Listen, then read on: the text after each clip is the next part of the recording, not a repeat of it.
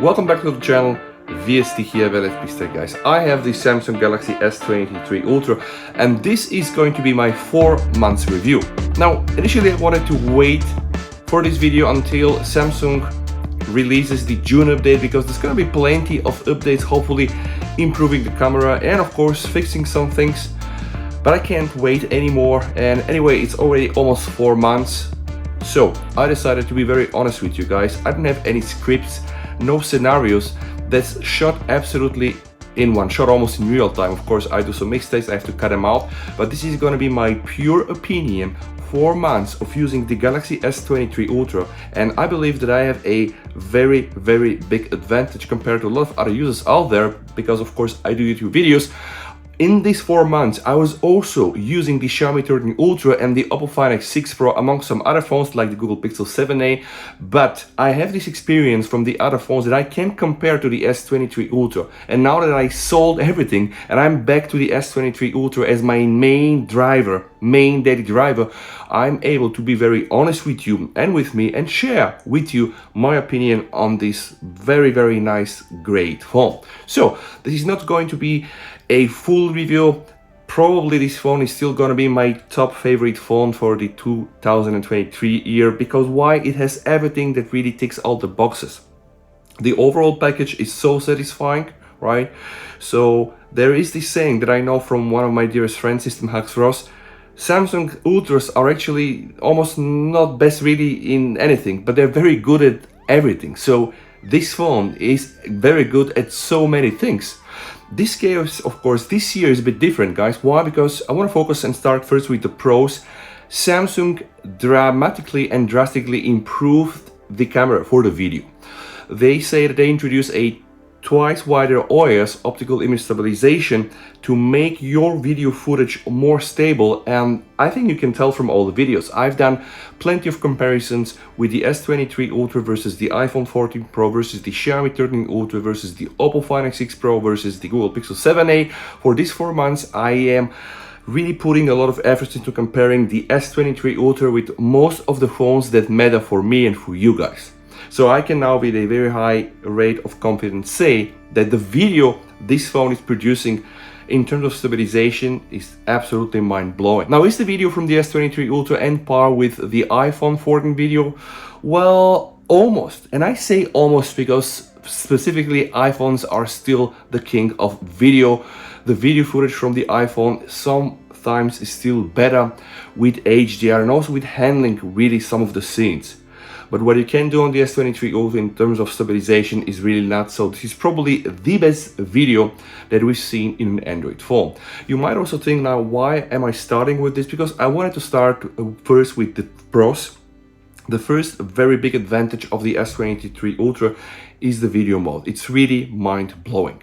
And speaking about video, of course, I need to share my experience with the camera. Now we know that we have here the 200 megapixel sensor, right? And a lot of people out there were just saying that's gimmick, and probably to a lot of people out there it's gimmick because they don't use it, right? So I don't really know a lot of people that are gonna shoot 200 megapixel photos, but when you do so, they come out quite nice. Now, because I got the advantage to use 4 months the S23 Ultra and also 1 month of the Xiaomi 13 Ultra and 2 weeks the Oppo Find X6 Pro, guys, I'm going to tell you what I don't like about this camera as part of this 4 months usage review.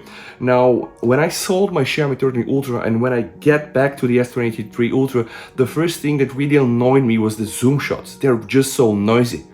There is this very nice optical touch when you shoot on 3x and 10x, so you can tell it's an optical photo, zoom optical, right?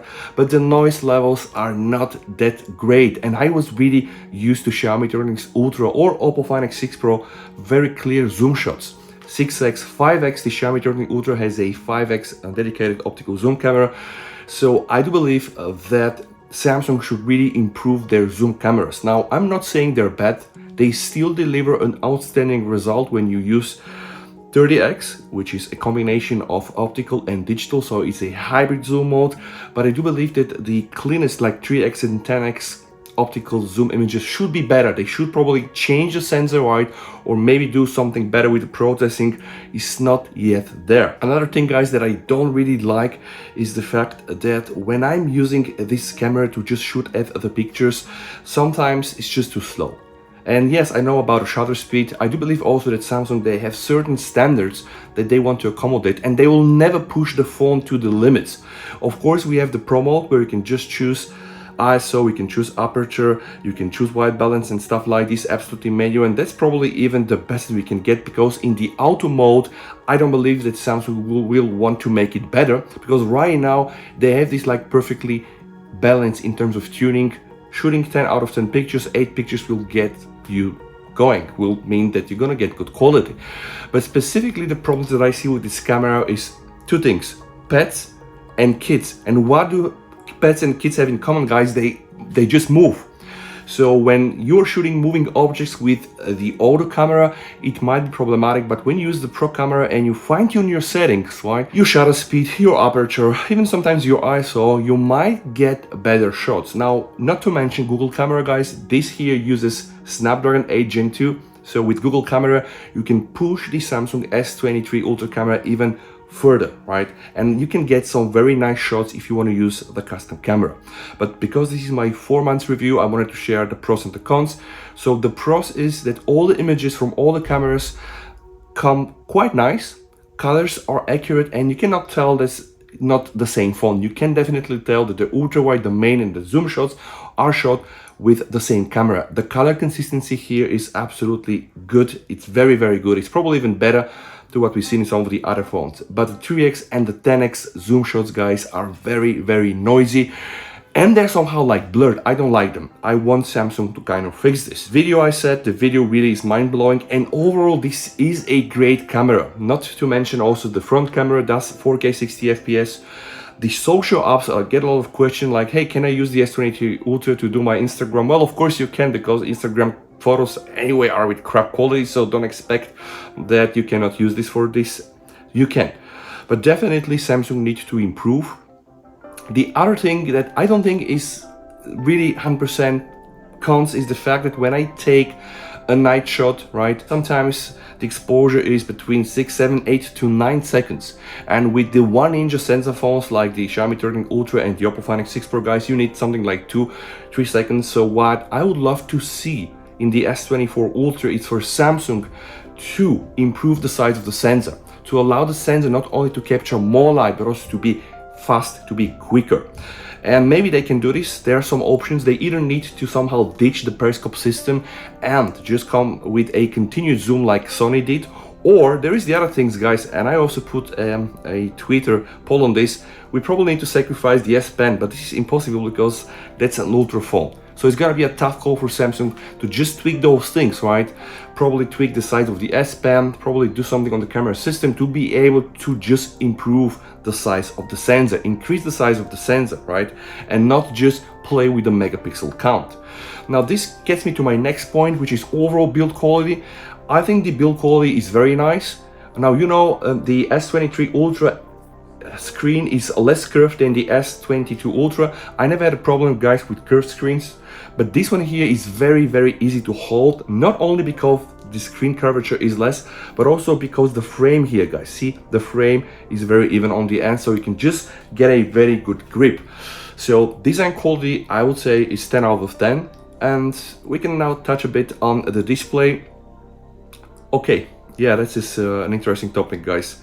Display is great, but when you use this phone next to the Xiaomi 13 Ultra or Oppo Find X6 Pro in broad daylight, then you can just see how bright those phones are. Now, brighter doesn't mean that they are better, because the screen from the S23 Ultra, the colors when you watch HDR content is still flawless.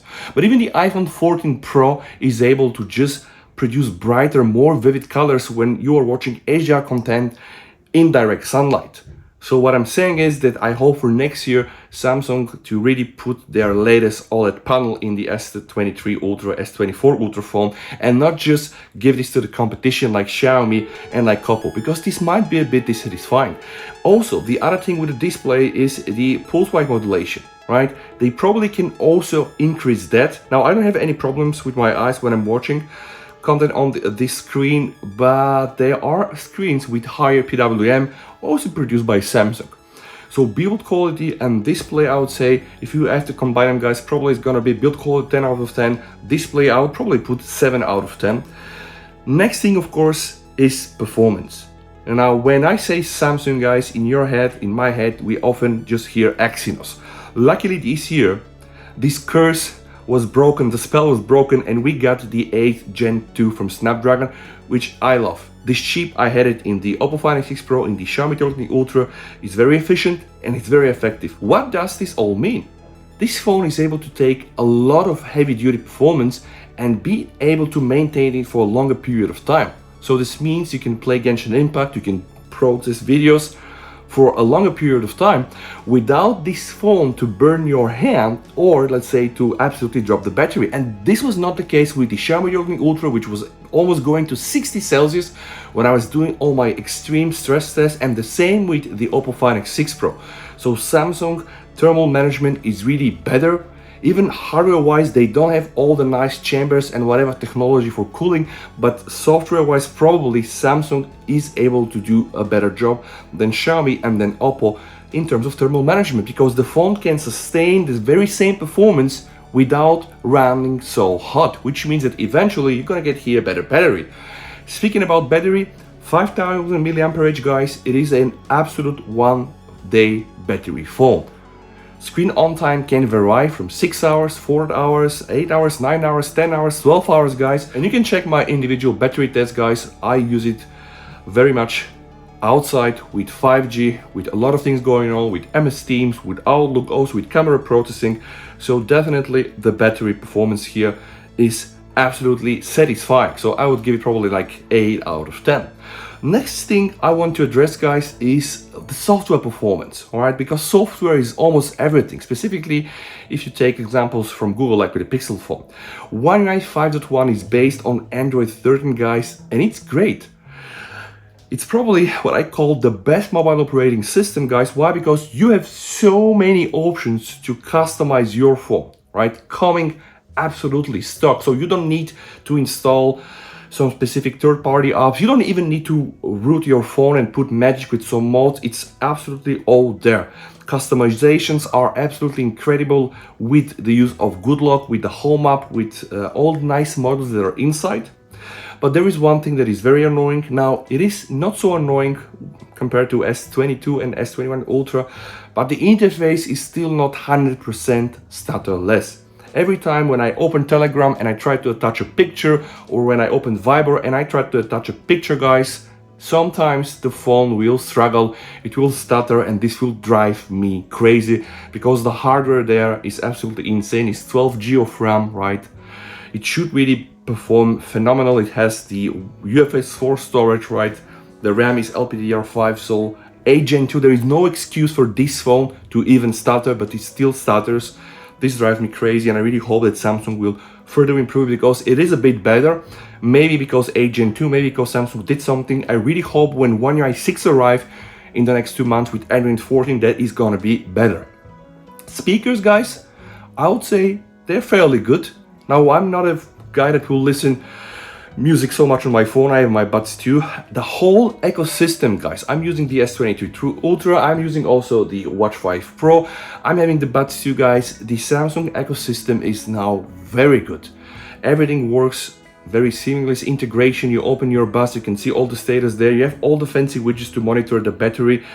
Same with the watch, so everything is controlled from the Galaxy wearable, all the plugins. It works almost like an iPhone. Yes, I know it sounds weird, but it is. So overall, guys, I don't have a lot of things to complain about this phone. I just wish for the performance of the smoothness of the user interface to be improved, and also somehow to get less noisy 3x and 10x pictures. Everything else is absolutely phenomenal, or at least it's going to be on par with all the latest flagships like the Xiaomi 13 Ultra, like the Oppo Find X6 Pro, and etc. But have in mind, guys, that I used the Xiaomi 13 Ultra for 1 month, and if I have to choose between these two phones, I will probably choose the Samsung over the video and over the One UI. But the Chinese phones are really getting very, very good, so it's going to be very tough for Samsung to just try to come up with some new things and hook up the users. Specifically, if you are tailored to photography, you might want to buy the Xiaomi 13 Ultra, full stop. That's the best phone out there right now if you want to do manual custom photos, guys. 4 cameras, Sony IMX 989 1-inch sensor, Google camera, so what can I tell? If you want to get the best all-arounder, you still buy the S23 Ultra because it will give you the sweet performance everywhere. Battery, cameras, display, quality, all. But if you want to get the top-notch camera phone, probably skip the S23 Ultra, guys. Probably go for the Xiaomi 13 Ultra. That's my honest opinion. But if you want to get the best video in Android and everything else, really to tick almost all the boxes, guys, then definitely go for the S23 Ultra. And hopefully now with the June update, guys, I will spend a lot of time to review the June update. Hopes are very high. I hope that I can even put more points on this phone. And this is actually my honest opinion. Again, no scripts, no anchor reading YouTube style like on the news. So if you like honest content like this, guys, you know what to do. It was a pleasure for me to report this video. Stay safe, VST over, and bye.